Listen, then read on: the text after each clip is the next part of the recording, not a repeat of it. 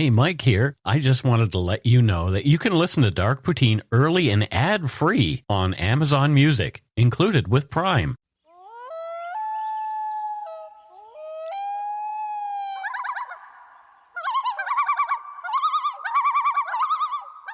Hello and welcome back to Dark Poutine. I'm Mike Brown. With me again is my good friend Matthew. I'm glad you came back this week and happy Thanksgiving. Happy Thanksgiving. What are you and Justin doing for the made-up holiday? Well, luckily Justin doesn't know that the meal generally is had today. Yeah. Because we're recording today, so we're doing it tomorrow. Oh, gotcha. A lot of people do eat on Mondays. Do they? Oh, yeah. Yep. We were always a Sunday family. Yeah. Some people, stand on that tradition and eat on then Sundays. Turkey on toast with gravy on Monday. Oh my gosh, that sounds really good. Now I'm hungry and we just ate.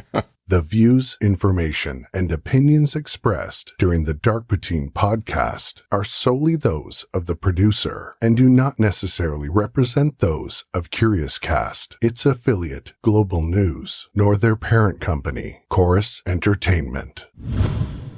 Dark Poutine is not for the faint of heart or squeamish. Our content is often intense and some listeners may find it disturbing. We're not experts on the topics we present, nor are we journalists. We are ordinary Canadian schmucks chatting about crime and the dark side of history. Let's get to it. Put on your toque, grab yourself a double-double and a Nanaimo bar. It's time to scarf down some Dark Poutine. Gobble, gobble.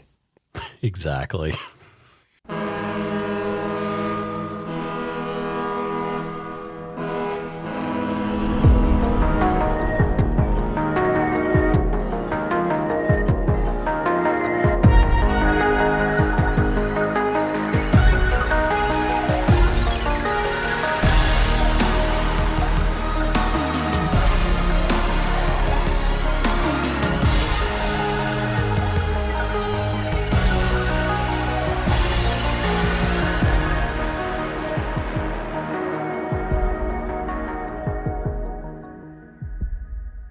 Old Mike Todor's body was found in his East End Regina home in the spring of 1955.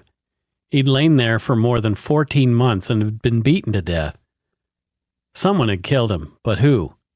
Elizabeth, Tootsie LaFleche, Mike's 30-something-year-old wife, who'd been living with a friend for months, was telling a lot of stories about what had become of Mike. None of the tales made a lot of sense. After police found Mike's body, a number of arrests were made, charges were laid, and several trials held, but thanks to Tootsie's lies, the real facts of the case may never be known. You're listening to Dark Poutine episode 190, Anything But the Truth, the Murder of Mike Todor.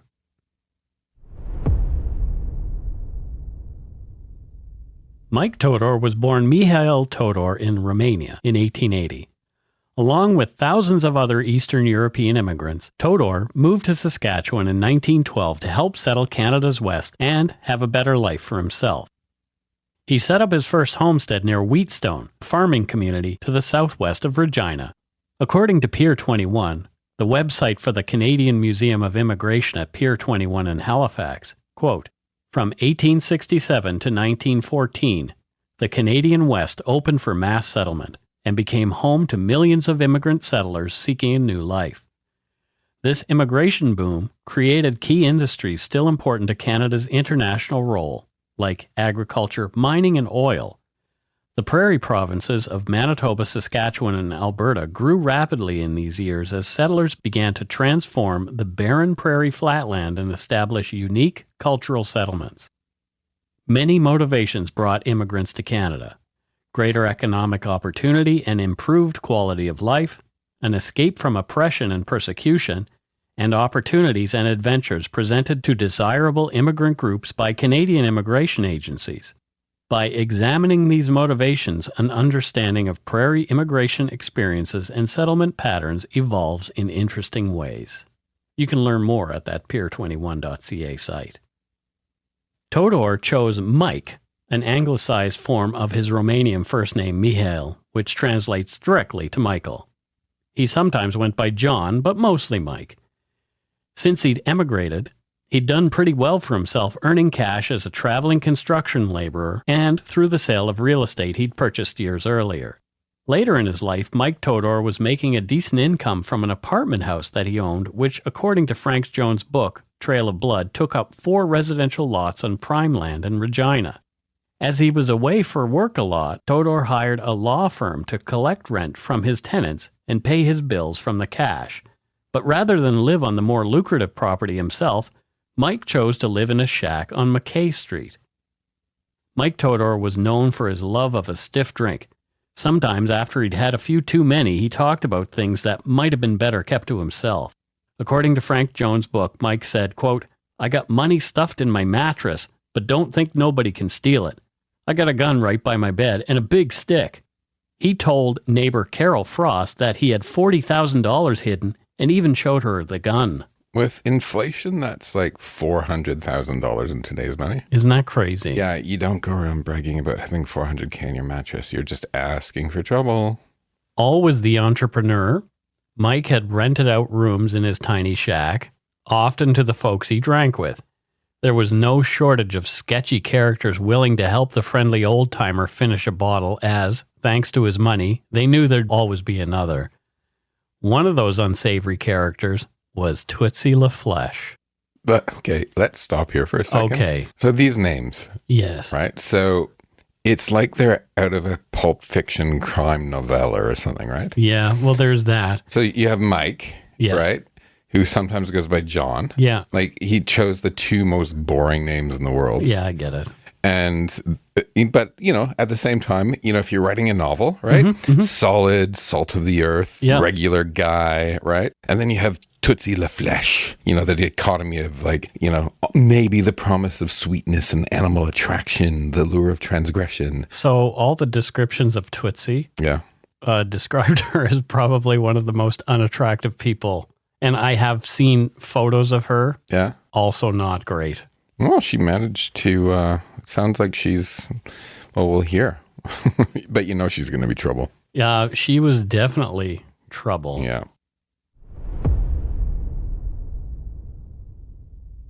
Tootsie had lived a rough life, having been in and out of jail for various offenses, including fraud and bootlegging. She'd also been a patient in a local mental institution for extended periods for undisclosed reasons. Tootsie was also alcoholic and was addicted to various drugs. She was known to be a pathological liar and had told so many untruths that she'd lost track of the facts of her own life, including which year she had been born. Tootsie didn't even know how old she was. She said she was 30-ish, but probably closer to her mid-30s. A police officer later described Tootsie's appearance in unflattering ways, saying she was sexually available for as little as the price of a bottle of beer. Tootsie was married for the first time when she was 13 and had been wed 3 more times before she came to live with Mike Todor. First, she was his housekeeper in the fall of 1953. It took only weeks before Tootsie and Mike Todor's business relationship turned sexual, and the old man became husband number 5 for the burly and sexually aggressive lady bootlegger. The marriage, if you can call it that, ended after only a week when Tootsie began a sexual relationship with another of the boarders in the 3-room hovel, a 65-year-old Yugoslavian laborer and friend of Mike Todor's. She told friends that Mike was, quote, hard to get along with, but she wasn't leaving him anytime soon. She knew Mike had money. Why are you smiling?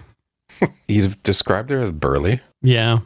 And I was already thinking her name sounded like a drag queen's name. Yeah. And now for the rest of the show, I'm going to be picturing her as Dustin Hoffman dressed as evil Tootsie. Yeah, pretty much. But Dustin Hoffman would have to put on probably 200 pounds to play this role. Evil Tootsie. Because Tootsie was a big person. Was she Tootsie Roll? And we don't want to fat shame anybody. That's not nice. I'm not fat shaming anyone. I know, but still. People will assume that. Tootsie began using Todor's little house as the headquarters for her bootlegging operation. The house was always filled with rough and rowdy characters looking for booze and sexual favors provided by Tootsie. Mike Todor became disturbed by the drunken, drug-fueled parties that Tootsie was hosting, often for days on end. His relatively quiet life of work and drinking with a few friends had turned ugly, thanks to Tootsie. On December 25, 1953, Mike Todor went for Christmas dinner at an old friend's house, but seemed preoccupied throughout. Mike decided to leave the festivities early, saying he was concerned about leaving his house in Tootsie's care for any period of time. According to Trail of Blood, Mike said, quote, "I got to get home. There's a wild bunch of men and women in my house. I got to look after the place," end quote. Before walking off into the night, Mike Todor invited his friends to his home on McKay Street for a roast duck feast to celebrate Eastern Orthodox Christmas on January 7th. The couple who had been hosting him happily accepted. Mike had invited some other friends to the duck feast as well, but when the day came, as guest after guest arrived, Tootsie met them at the door, telling them all that Mike was not there. He had gone away. Carol Frost, who had kept her Christmas tree and dragged it with her to the celebration, was shocked that Mike hadn't told her he had canceled the dinner. It wasn't like him. Yeah, that's a big hint that something's wrong, right? Because for them, Orthodox Christmas would have been bigger than December 25th because it's their heritage. And to invite people over for Christmas dinner and then not be there is a big flag. Yeah. Yeah. A couple of days later, another of the dejected but concerned guests knocked on the door and asked for Mike. Once again, it was Tootsie who answered. She said that Mike had been home, but had left again. Over the ensuing months, she seemed to have a different story for everyone who came calling or asked about Mike Todor. Tootsie told some people that Mike was away on construction jobs at different locations. She even told some folks that Mike had died in a senior citizens hospital in Windsor, Ontario, just across the river from his daughter Mary's place in Detroit. Tootsie also told one friend that Mike had been violent on the day before he went away. No one else recalled Mike being aggressive before, but LaFleche insisted. Tootsie claimed that the old man had chased her out of the house with a bat, and she'd had to hide in the outhouse afraid for her life. When she came out, she claimed he had left. Tootsie told so many stories that it was hard to keep track, but none of Mike Todor's friends or family saw him alive after the new year in 1954. From Trail of Blood, quote, "The law firm of Fraser, Keith, and Nickel continued to collect the rent and pay the bills on Todor's other properties. City hydrometer readers continued to read the outside meter, and the bills were always paid. Tootsie continued to live in the middle room containing the wood-burning cook stove, giving frequent parties, doing a little bootlegging on the side, and entertaining a succession of disreputable and often inebriated men friends. Carol Frost noticed one difference. Every night now, Tootsie would come to her house to use the phone to call a cab. I wonder where she gets the money, Mrs. Frost wondered." End quote. Tootsie continued renting out rooms in the house. 2 men moved into the shack. One of them, Ted Walters, was a skinny little wisp of a man. The other was more rough and ready, an ex-convict, farmhand, and friend of Tootsie's with an artificial leg, Jacob Dick. Tootsie was involved sexually with both men, but preferred Dick's company. Lol. What? I too prefer the company of Dick. Oh, it cracked me up. Oh boy.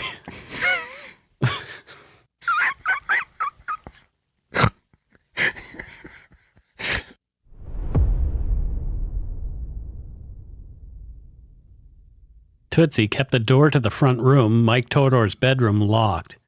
She explained that she was the only one allowed in or out of the room, and Tootsie had the only key. She told her lodgers and anyone else who asked that Mike had entrusted her with care of the property and the security of his room, where she claimed he kept his money. From Trail of Blood, quote, "Twice Walter saw her unlock the room, but on both occasions she was careful to keep the door shut while inside. Then around July, Walters complained there was a strange smell and a lot of flies around the house. It's some cabbages rotting in the basement," explained Tootsie. When another friend, Evelyn Burke, complained about the smell, Tootsie said, "Maybe it's a dead cat or some of old Todor's dirty wine." Mrs. Burke went up to the locked door, noticing that the cracks were stuffed with rags. End quote. Mrs. Burke said that Tootsie should clean up the room, and Tootsie jumped down her throat, telling the other woman that she would get around to it at some point, and that Evelyn should mind her own business. The roomers, Walters and Dick, moved out in the summer. Complaining of headaches for which she was taking handfuls of pills and in a maudlin mood, Tootsie abandoned Mike Todor's house in August of 1954 and moved in with Evelyn Burke. Gross. They all moved out because of the stench, didn't they? Yeah, well, I read that was a big factor in why people no longer wanted to live in that house. Oh, gross. In September, a neighbor noticed that Mike's house was left unlocked and called the police to report that. The cops did a cursory sweep of the property and, finding nothing out of the ordinary, put a padlock on the door to protect Mike Todor's belongings until he came back to collect them. No one was in or out of the house for the rest of the fall or that winter. Everyone thought it sat empty. There were people wondering what had happened to old Mike Todor. On April 15, 1955, the Regina police were dispatched to Mike Todor's dilapidated three-room shack in the city's East End. No one had heard from Mike in months, and his daughter Mary, who lived in Detroit, was worried. Although it was not odd for Mike Todor to be incommunicado for long stretches. He didn't have a phone, and he could not read or write himself. Any letters he did send to his family were dictated by him to a helpful neighbor. Mary had sent several letters to her aging father, but had received no answer for over a year. Something had to be wrong. Worried sick, Mary sent a letter to a friend in Regina, a professional hockey player named Paddy Ryan. He'd played in the European lower leagues for teams in Scotland and England from 1947 to 1953. Paddy went to check on Mike and found the place in darkness. There were no footprints in the snow, indicating no one had been in or out for some time. The door to the little house was padlocked, and Paddy couldn't see any movement inside after peering through the windows. The windows were papered up. Paddy Ryan returned home and called police to report his concerns, and the cops went out to 1849 McKay Street themselves the next morning. In those days, the neighborhood on the east side of Regina was referred to as Bohunktown, mocking the scores of Eastern European immigrants who made up the majority of residents there. At times, it was rife with poverty, petty crime, and alcoholism. Bohunk. I looked that up. Yeah? Bohemian and Hungarian. Well, that sounds nice. It doesn't sound like a bad thing. Yeah, I'd love to be called a bohunk. Of course you would. He's my beau and he's a hunk. Tootsie LaFleche.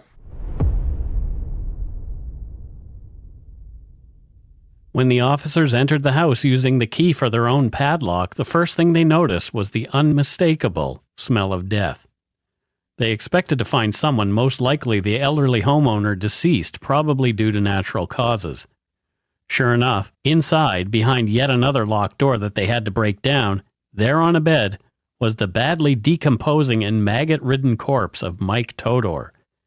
He'd been there, and dead, for a long time.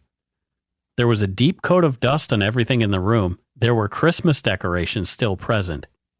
Even though the condition of his body was horrendous, it was clear from his injuries that Mike had been bludgeoned to death.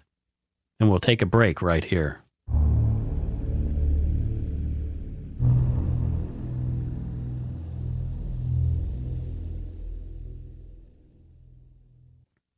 And we're back. What are your thoughts so far, Matthew? It's fascinating. Right? And there's so many strange elements and interesting characters so far. Yeah. Yeah, I really enjoyed it. As I researched it, I kept thinking, what a crazy story. This thing is just like endless. I'm having a bit more fun with it because it's like everyone's probably dead. They right? are, yeah. And so it's more historical, but it's just fascinating. And it gets more interesting too. Let's listen.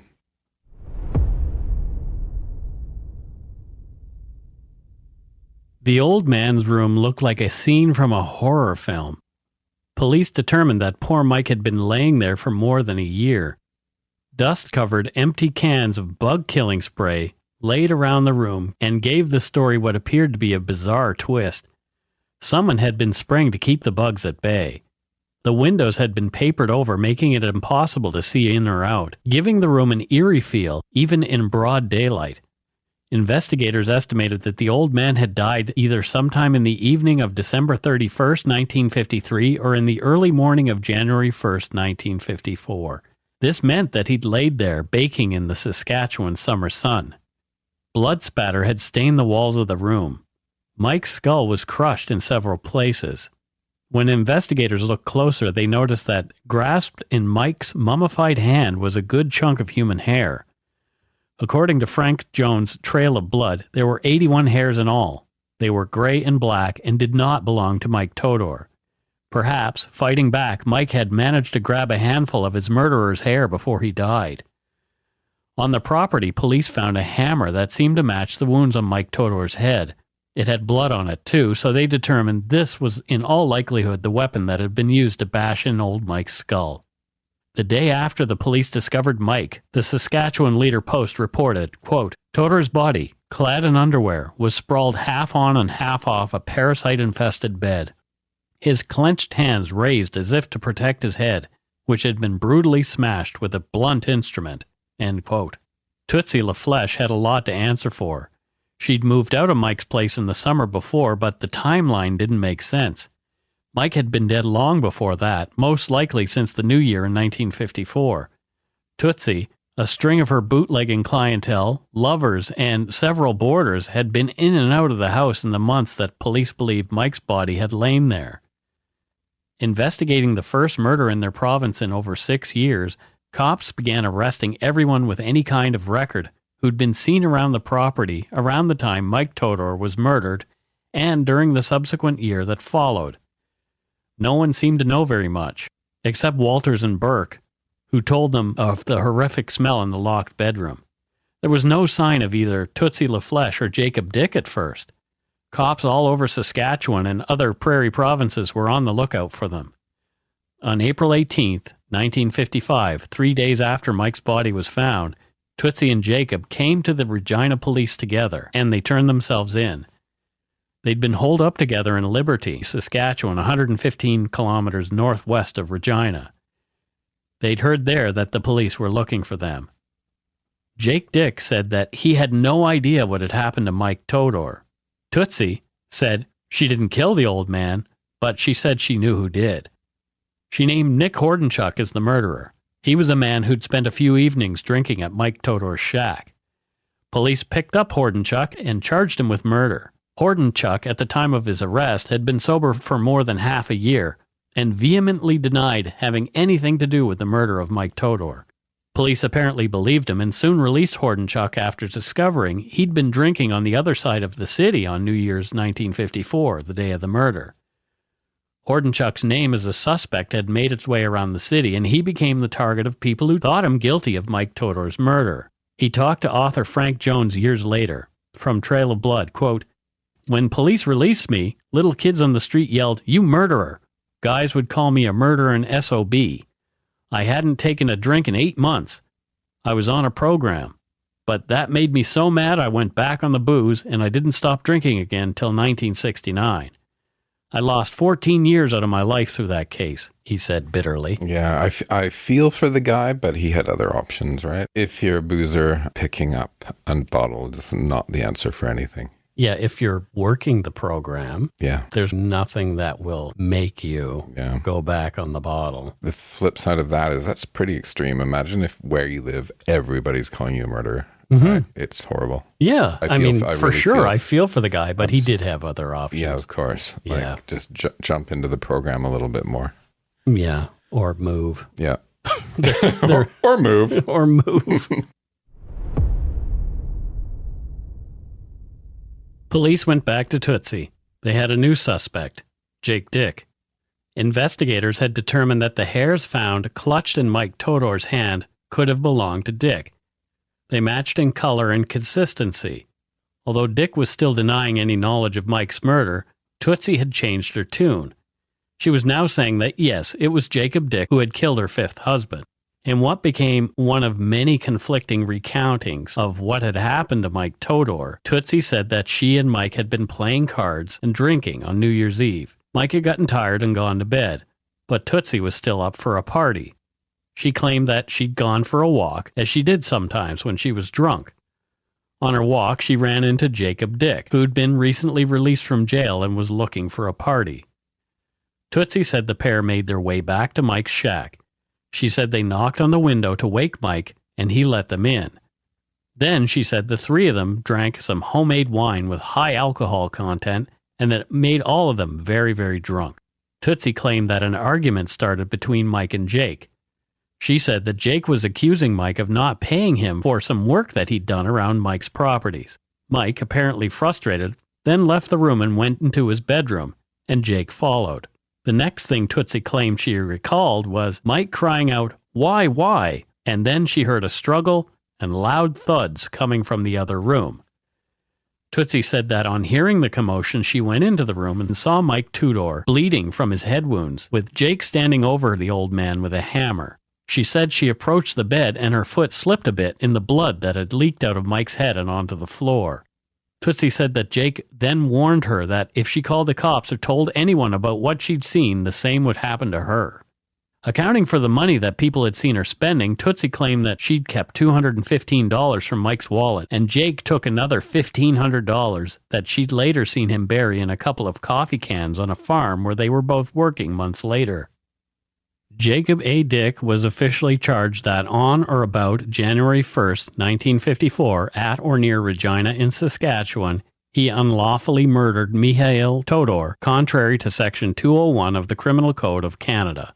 Tootsie was charged as an accessory. Police believe that Tootsie had more to do with the crime than she was admitting, but as she'd agreed to testify against Dick, her charges were not as serious. Over the next year and a half, Jacob Dick was tried 3 times for the murder of Mike Todor, with a 4th pending when a resolution finally came. During the trials, Tootsie's testimony was all over the place, and her stories didn't hold up very well. According to Frank Jones' Trail of Blood, quote, at the second trial, Tootsie's evidence contradicted her statements at the preliminary hearing and first trial on a number of points. Mr. Justice Stuart McKercher held up his hand. Now, Miss LaFleche, you swore to tell the truth. A sly expression found its way across the vast reaches of Tootsie's face. Oh no, I didn't, Judge. You didn't hear me right, she said. I said in a whisper, I swear to tell anything but the truth. Everyone in that crowded courtroom roared with laughter. She was incorrigible, and one of the several judges she appeared before was to call her an admitted, unmitigated liar. End quote. She did, however, consistently admit to having sealed up Mike Todor's room after his death. During all the court proceedings, at one point, Tootsie had attempted to die by suicide, taking a handful of pills she'd somehow secreted. In the first 2 trials, thanks to the seeds of confusion sown by Tootsie, the juries charged with determining Jacob's fate were unable to come to a decision. At each of his 3 trials, Dick gave evidence in his own defense. This evidence, notwithstanding severe cross-examinations, was exactly the same as that he'd given in his earlier statements to police. They never wavered. In addition, 2 witnesses were called who, if they were to be believed, substantiated the evidence of Dick's whereabouts on the evening and night of the murder he was alleged to have committed. After the 3rd trial came a verdict. This time, Jacob was found guilty. It was the hair evidence in Tootsie's testimony that had convicted him. Dick was sentenced to be hanged on July 24, 1956. After his conviction and death sentence, the lawyers acting in Jacob's defense appealed. Tootsie was then convicted for her part in the crime and sentenced to 5 years behind bars. At her sentencing, Tootsie's counsel intimated that his client had spent 7 years of her life inside a mental institution and, quote, had the mind of a 12-year-old child, end quote. Dick's defense team claimed the timeline for the murder did not fit, and that he could not have been where Tootsie claimed he was on the night of Mike Todor's murder. Jacob, they said, could not have walked the distance he'd have had to in the time that he would have had to get to Mike's place that night, due to his single leg. Mike Todor was no frail man. At the time of his death, he was still fit and capable of taking on demanding construction work. Dick, the defense said, was not stable enough on his artificial leg to have held Mike Todor down and then murder him. When Dick was seen the day after the murder, he was still wearing the same clothes as the day before and had no blood on him. The evidence in the room showed that the killer would have been covered in Mike Todor's blood. Dick's emotional state immediately after the time the crime had been committed did not indicate that of a man feeling any guilt or any kind of remorse.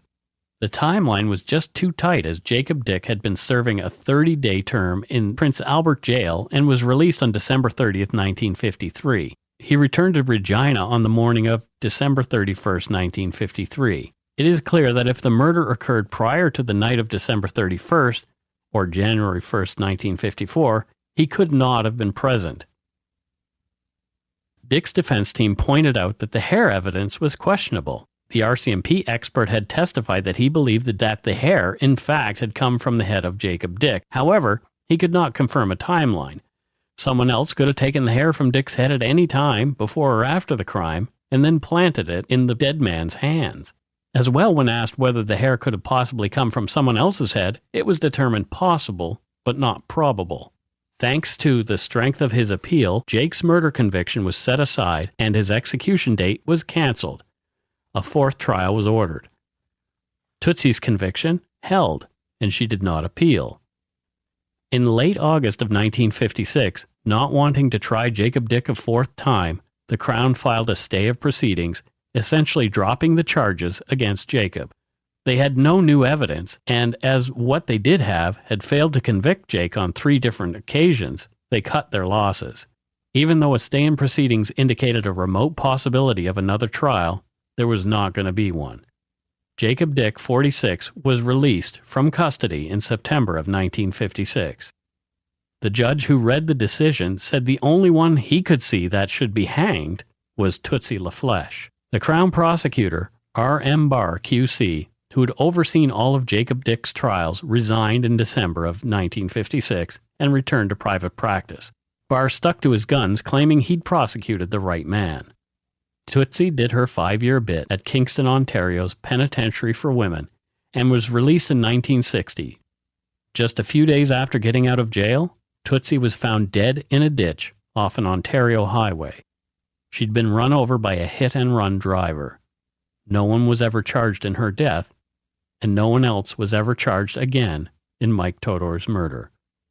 And that's it for Dark Poutine episode 190, Anything But the Truth, The Murder of Mike Todor. What are your thoughts on this story, Matthew?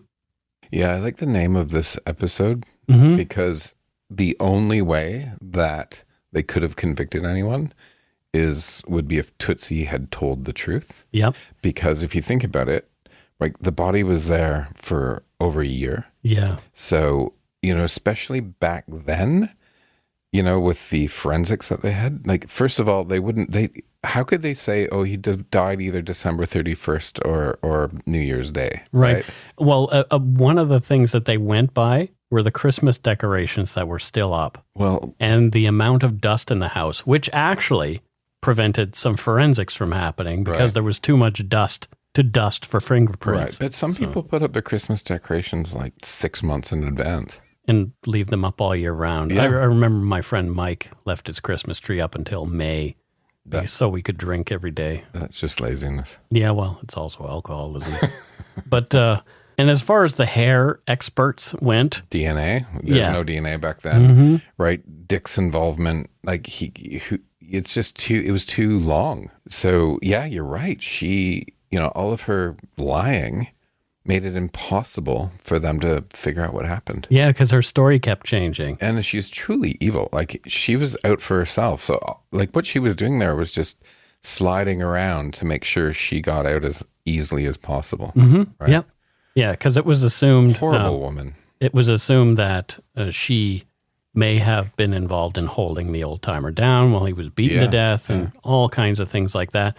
And they gave her the charges that they did because she had agreed to testify. Yeah. Against Jacob Dick, who eventually, after 3 and I guess a half murder trials, is let go. The thing about Jacob Dick is his own lawyer even said how unemotional he was.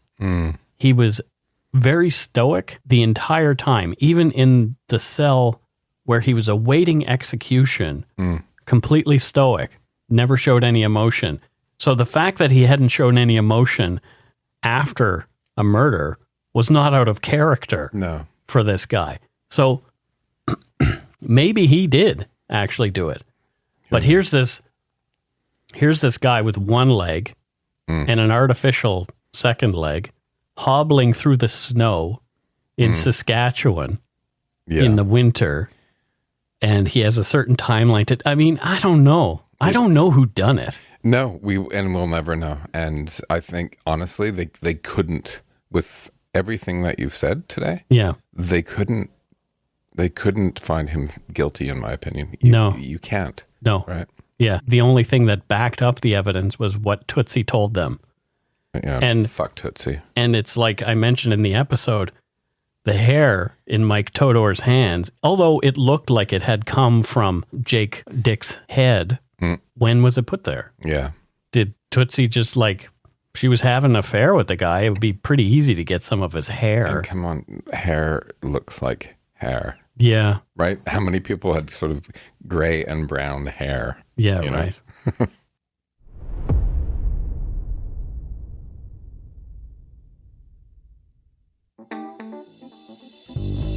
That's right. It's time for voicemails. You can leave us a message at 1-877-327-5786 or 1-877-DARK-PTN. We'd love to hear from you. Let's see who called us this week. And let's have a listen to our first voicemail. Hey, besties. My name is Sarah. I live in North Vancouver, so Deep Cove. I absolutely love your podcast. I've been listening to true crime podcasts for probably 3 or 4 years, and I only listen to probably 5. I'm very, very specific about which ones I listen to, and your guys' is my absolute favorite.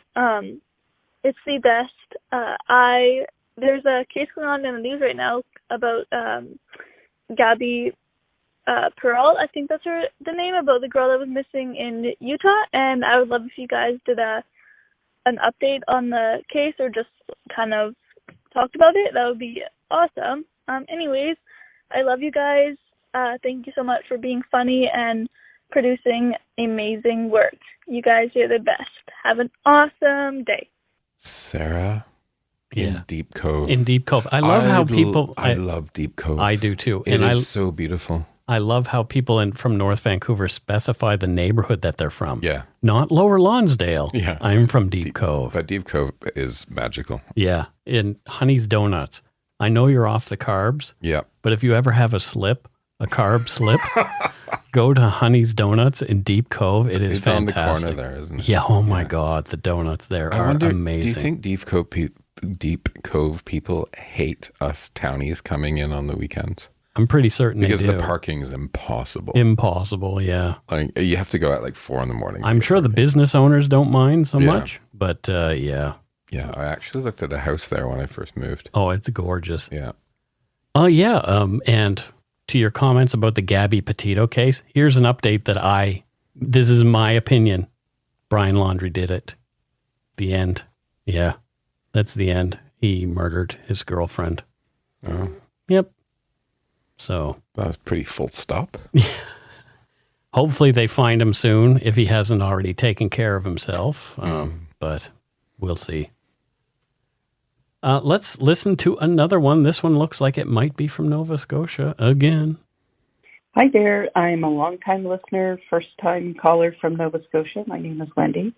And I heard you mention recently that you rarely hear from anyone connected to Paul Bernardo. So I thought I would share my connection. It's not a direct connection, thankfully. But in all of my life, I've only been called to jury duty once, and it was for the trial of Bernardo. I was a young woman living in Scarborough, often traveling by bus and subway in the dark during the horrible times of the Scarborough rapist as well. But we didn't have that connection to him at that time. But my memory is getting foggy, but for the jury duty, we were called to the ballroom of the Delta Chelsea Hotel in Toronto, where names were called like a lottery for hours. And we were told the process was taking much longer than expected, and the hotel was called upon to prepare boxed lunches for us. Seems like there could have been 1,000 people or more in that room. We were very crowded inside. And Bernardo was sitting at the front of the room, of course. I seem to remember it went on for 2 or 3 days. And one day while filing out for a break, I had to pass very near to him, and we made eye contact. And he actually smiled at me almost in a sheepish way. It was very, very strange given the situation we're in, and it was just like two strangers looking at each other and acknowledging each other. Very creepy. But thankfully, I was not called from this initial draw or lottery. and I was dismissed, but it was a strange experience as a young person in my 20s. And also let you know I never miss an episode, and I appreciate the delicate manner with which you approach the terrible nightmare crimes. Thank you for keeping the memory of the victims alive. It's important. And you should both take a poo in your hat. Thanks for everything. Bye. Wow. If that's not a direct connection to Paul Bernardo, I don't know what is. Like, you were in the same room with him and made eye contact, and he sort of did his dumb grin at you. I got to third base for the first time with anyone ever in the Delta Chelsea Hotel. Yep. Really? Yeah. Oh, man. Well, way to make it about you. Sorry. Thank you, Wendy. Yeah, like that. That's creepy. Yeah, that's really creepy. Oh, my God. Yeah. Oh, Paul Bernardo. He changed his name to Teal. Yeah, Paul Teal. There was a joke going around at the time. Mm-hmm. I want to paint my living room, and I did, but it's not quite a teal. It's more of a homolka teal. A homolka teal. Oh, no. That is a terrible joke. I know. Next up, let's listen to this one. Hey, Mike and Matt. My name's Pero. I live in Coquitlam, and I just wanted to call and say I absolutely love the podcast. I've been listening to it since almost the beginning, and a few of the episodes have touched a little close to home. One you did recently, can't remember the name of it. It was on Spurway in Coquitlam. I actually currently live within a block or two, and when I heard that episode, it gave me chills because I know the exact area as I live just up the street from where that happened. And I absolutely loved learning about it, and I've told everybody I know about that now. And I have a few other friends that are really into the true crime and stuff like that, and we had a good chat about that episode. I also wanted to say, I absolutely love the podcast. And I was hoping you guys could do me a favor and possibly plug a podcast that I just started up myself. If not, you guys can cut out the end of this message and hopefully still play the rest of it and go shit in your hats. If you do want to do me a favor and plug my podcast, it is The Truckin' Truth, and it's currently on Spotify and Apple Podcasts and basically anywhere else you can get a podcast. That would be absolutely amazing, and I'd actually love to interview either both of you or just one of you. If either one of you are up for a quick interview, that'd be great. You can send me an email at truckintruth, TRUCKIN, truth@gmail.com, and we can make something happen. I can do a quick interview over the phone. It'd be absolutely great. Anyways, have a great day, and go shit in your hat. Well, thanks, Pero. That's kind of cool. Truckin' Truth. I love that name. Truth.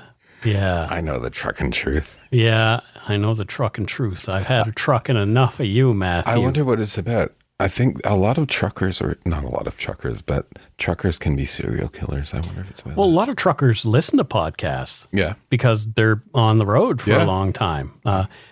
Pero didn't really sell himself a lot and tell us what his podcast was about, but I'm sure people will go and check out the Truckin' Truth. Check out Truckin' Truth on Spotify and everywhere else. There you go. And yeah, Pero, I'll email you. Yeah. We'll work something out. Well, listen to your podcast first. If it's good, you can interview Mike. If it's bad, you can interview me. Here's another. Hey, guys. Very good shows. Long-time listener, fourth-time caller. Matthew, great work on the show. Exceptional voice. Would love a recording of you reading Goodnight Moon. Not to put my kid to bed, but for me, been having trouble sleeping, and your voice is divine. With that said, quick story. I used to work for the Hudson's Bay Company, Young and Queen, with listening to the Amityville show the other day, and had my own experiences when it's come to paranormal, and all real, no lucid or illicit drugs needed. Tales of children who still walk after falling from certain heights that were within the Hudson's Bay at one time before they renovated recently, adding Sackfifth Avenue. But I was on the 4th floor in the women's department, and a child was running past me. I saw the shadow, I heard the giggle, and it was absolutely terrifying. But nonetheless, being security, I had to keep going on with that as well. Also in the 3rd floor women's department, in what was called the room at the time, I had an experience where there was a wooden plank that was swaying back and forth without me being even near it. And again, it was just something I couldn't explain. There probably is ways that you could explain it, but for me, that was my experience. You guys are amazing. Keep up the great work. Always love listening to you. And please, please, please don't forget to shit in your hat. Okay, Mike, Matthew, thank you so much for everything you do. Brilliance at its best. And this is Adam from Newmarket, by the way.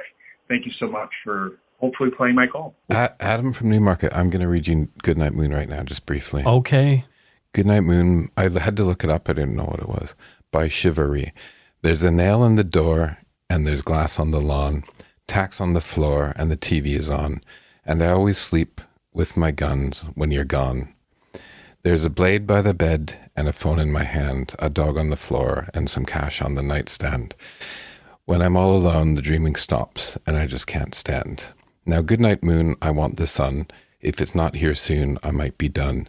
No, it won't be too soon till I say, goodnight, moon. There you go. That's creepy. I know. Why would you want that? Why would you read that to your children? I don't know. Maybe it's not the right goodnight moon. I don't know.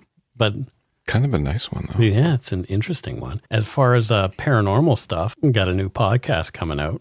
Morgan Knudsen and I are doing a new podcast. I love Morgan's name so much. Yeah, she's great. And it will be released on October 25th. That's right, the week before Halloween. And it's called Supernatural Circumstances. Exactly. There are no theremins harmed in that podcast. But it's stories that Morgan, who is a paranormal researcher, has researched over the years, or has developed over the years, and she wanted a way to tell them. So I said, why don't we tell them together? That's great. Yeah, so it could be fun. Hopefully, a lot of people will listen. Will you miss me? Of course. Supernatural Circumstances. Exactly. Oh, I heard you did the preview to it the other day. Yep. It's really cool. And that's it for voicemails. Again, you can leave us one at 1-877-327-5786 or 1-877-DARKPTN. And we'd love to hear from you. Let's move on to Patreon. Oh, can I shout out first? Yes. So last week, we had a message from Casper. Mm-hmm. I forgot that I was chatting to him. So his wife, who lived down the street from me, was Valerie. So I just wanted to call out Casper and Valerie. And Ms. Hockey, remember we were making fun of her name? Yes. If she had said she's the mom of Vito the dog with a super long tongue, I would have known who she was. Oh, well, there you go. Have you seen the picture? No. The tongue is longer than the dog. It's amazing. That's interesting. Yeah. So as far as patrons go, let's check out the first one. It is Teresa R. And Teresa, I don't know where Teresa is from, Matthew. Well, since today's episode was in East Regina. Yes. I'm going to focus there. Okay. So she's from Pilot Butte. Pilot Butte? Butte. Oh, okay. Pilot Butte, then. Pilot Butte. It's just east of Regina. Yeah. Okay. Now, there's a lot of regional pronunciations of things, and people correct me on my pronunciation of Poutine all the time because they are Quebecois or Anglophones who live in Quebec or those kind of things. I'm going to continue to say poutine because it's a regional pronunciation. And I don't care. Fight me on it. Send me emails, voicemails. I don't care. I just delete them. You didn't ask me what she does. So what does Teresa, because I went on a rant on my soapbox, what does Teresa do? Well, in Pilot Butte, she makes seats for cockpits. Oh, well, that's good. There you go. Very nice. Next, we have longtime Yumberyarder, Ariadne Arkham. Argy Bargy. Yeah, exactly. That's what I call her, Argy Bargy. And she's from Louisville, Kentucky. Kentucky. Oh, you had to do the accent. She's from Kentucky. I knew a man from Kentucky once. He was a nice fella. I know some other people from Kentucky too, but that particular guy was a nice fella. And what does she do there in Louisville? I think I actually know what she does, but I can't remember what she does. But just make something up. That's what we do. Well, my nickname for her is Argy Bargy. Okay. So I think she's like a professional. She starts barroom brawls. Wow. Could you say that a little easier? Barroom brawls. So she starts barroom brawls. For a living, yeah. Wow. Yeah. How would is it like the old hit the person with a breakable chair or throw an ashtray? Or just like a general insult to the right person, right? Drink in the face. Yeah. Yeah, she's quite good at it, I hear. Oh, good. Good for you, Argy Bargy. Good for you, Argy Bargy. Next up, we have Charles Beliveau. And Charles is from Grand Prairie, Alberta. It's a Grand Prairie. Yeah. And so what does Charles Beliveau do there in Grand Prairie? He runs a retreat for away days for police. Away days for police? Yeah, where they do sort of team training exercises and things like that. You know, like fall into each other's arms. Oh, trust exercises. Yeah, that's what it's fall into each other's arms. I was thinking, maybe that's more Police Academy. I was just literally thinking and Police the Blue Academy. Oyster Bar. Dun, dun, dun, dun, dun, yeah, so he runs the Blue Oyster Bar in Grand Prairie. Oh, there you go. Yeah. Well, thank you, Charlie Beliveau, for your service. Thanks, Charlie. Charlie. Next, we have Lindsay Pfeiffer, and I don't know where Lindsay's from. Emerald Park, just east of Regina. Okay. Yeah. And what does she do there in Emerald Park? Jeweler. Oh, because of emeralds. Yes. Oh, wow. You're good at this. I try. There you go. Well, thank you, Lindsay. Thanks, Lindsay. Next, we have Kristen Lacroix. And Kristen is from Bracebridge, Ontario. Bracebridge. I've never been to Bracebridge. Have you? Of course. You know where it is? Yeah. Where is it? In Ontario. Can't remember, but I know I've been there. Okay. Yeah. So what does Christian Lacroix do? Fashion designer. Of course she is. It's a Lacroix, darling. Fabulous. Next up, we have Laura Jaeger. And Laura is from Corvallis, Oregon. Corvallis. Laura Jaeger. Jaeger. It's spelled the German spelling. Oh, like Jaeger. Yeah, exactly. Huh? Laura Jaeger. Laura Jaeger. Jagger. Mick Jagger.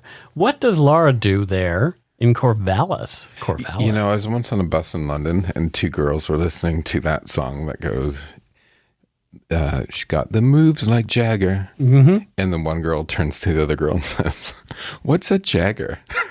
Oh, your parents are horrible people. I know. Oh, man.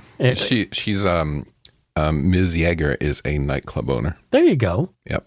So pouring the Jaeger bombs for everybody. Yep. There you go.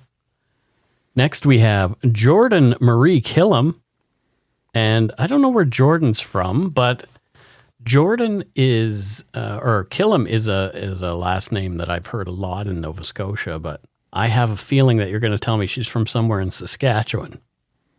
She's from Copper Sands. Copper Sands. Oh, yeah. And what does she do there in Copper Sands? Well, she's unemployed now because she used to make the pennies, but Canada stopped using pennies, so it's tough times in Copper Sands now. Well, they still use copper for wire. Yeah, but Copper Sands was known for making the pennies, Mike, not the wire. Way to bring the show down with some unemployment. Oh, well. So there you go. That's it for patrons. And we didn't have any donut money donors this week, but that's okay. We know that people love us because people tell us that they love us. And we love them. And speaking of which, I got my hands on those copies of my book. I started reading it today. Murder, Madness, and Mayhem. Yeah. On your sofa while you're cooking eggs with your new little Eggmeister cooker. Eggmeister cooker. Yeah, that was kind of fun. So what do you think so far? Terrible? What, the eggs? The book. Oh. Well, I like the opening bit so far that you didn't write. So if the rest is good. That Alan Warren wrote? Yeah, Alan wrote the foreword. That's all I got to. And then I wrote the introduction. Yeah, because your egg thingy worked quickly, and I couldn't really get into the book. But I'm going to, even though I've ordered 10, I'm going to take one home with me. Yep, you're welcome to. Will you sign it for me? I will sign it for you, yeah. We put like a really nice note in there, not just like your scroll. Okay, sure. Okay. I don't know what I'm going to write now. I have to think. Thanks to all our Donut Money donors and patrons, past and present, for your generosity. It helps to keep the show going. You can become a patron of Dark Poutine at patreon.com/darkpoutine. For a one-time donation, you can send us donut money via PayPal using our email address, darkpoutinepodcast@gmail.com. If you don't already subscribe to the show, it would mean a lot to us if you did. You can easily find Dark Poutine on Apple Podcasts, Spotify, or wherever you listen to your favorite podcasts. My book, Murder, Madness, and Mayhem, as well as being in my own living room, is available for pre-order via a link on the Dark Poutine website. Yes, I read the audiobook. Yes, there is a Kindle and a Kobo version. And the cover is beautiful. The cover is very beautiful. And speaking of our website, please check out darkpoutine.com for show notes and other cool stuff. Please, please, please take the time to give Dark Poutine a like or a follow on Facebook and Instagram. Most importantly, thank you for listening and tell your friends about us. Word of mouth is a powerful thing. Until we return, don't forget to be a good egg and not a bad apple. Happy Thanksgiving, fuckers. Happy Thanksgiving. Bye-bye. Bye. Go on, that's kind of fun, isn't it? Fuckers.